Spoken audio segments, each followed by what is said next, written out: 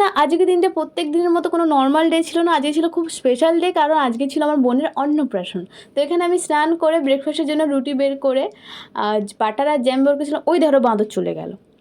তো তারপর আমি বাটার নিয়ে রুটিতে মাখিয়ে চিনি দিয়ে সেটা খাচ্ছিলাম। আমাকে বাঁদর জিজ্ঞেস করছে তুই কোন ক্রিকেটার টিমের ফ্যান। আমি বললাম আমি কোনো ক্রিকেটার টিমের ফ্যান নই, কারণ আমি খেলা সম্বন্ধে কিছু জানিই না, বুঝি না, তো আমি কার ফ্যান হতে যাব। তো ওটাই আমি ওকে বলছিলাম। তারপর এই ছিল আমার ড্রেস, যেটা আমি পরে নিয়েছি। তারপর এখানে আমি বেবি ক্রিম মাখছিলাম, দিয়ে কি মনে হলো দেখ বাবা ভালো লাগছে না বলে মুছে দিচ্ছি।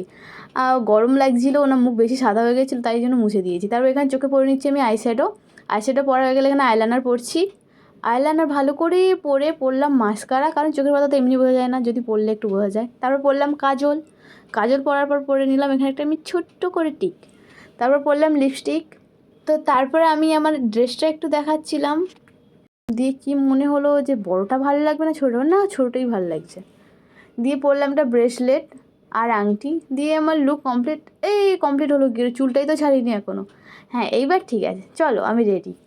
তো প্রথমে গেটটা পুরো বেলুন দিয়ে সাজানো হয়েছে, তো ভিতরেও কিছু বেলুন দেওয়া হয়েছে। এই ছিল আমাদের পুচকি, যার আজকে অন্নপ্রাশন।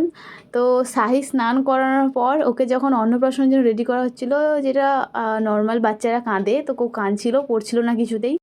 ওকে একটু শান্ত করে সবাই মিলে শান্ত করিয়ে এখানে থালা রেডি করা হচ্ছিলো, যেখানে ও আয়না চিরুনি সব দেওয়া আছে, যেটা ও তুলবে ওর ইচ্ছে। তো এখানে মামির সাথে আমি একটু ঢং করছিলাম।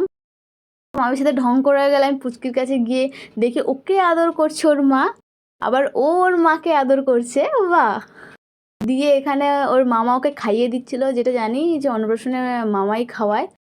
তো আরেকটা মামা জল খাইয়ে দিচ্ছিলো, দুটো যমজ মামা। দিয়ে ওর মুখ মুছিয়ে দিচ্ছিলো এখানে। তো এখানে ওকে আশীর্বাদ করা হচ্ছিলো।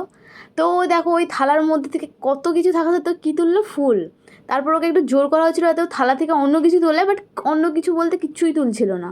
তারপর আমি এখানে বাড়িতে এসে ড্রেস চেঞ্জ করে রেডি হয়ে গেছি, কারণ আমার প্রচুর গরম লাগছিলো। ওখানে গিয়ে লাঞ্চ কমপ্লিট করে পুচকির সাথে একটু খেলছিলাম আর কি, ওর কোলে মাথা দিলেও ও একটু চুলটা ধরে টানবে, ব্যাস ওটাই ওর সাথে খেলা।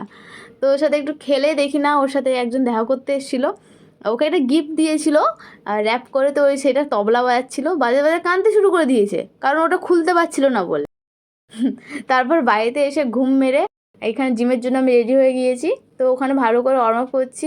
আজকে ছিল চেস্ট ডে, তো প্রথমে 2টো পুশ আপ মেরে চেস্ট ডে প্রথমে বেঞ্চ প্রেস দিয়ে শুরু করলাম।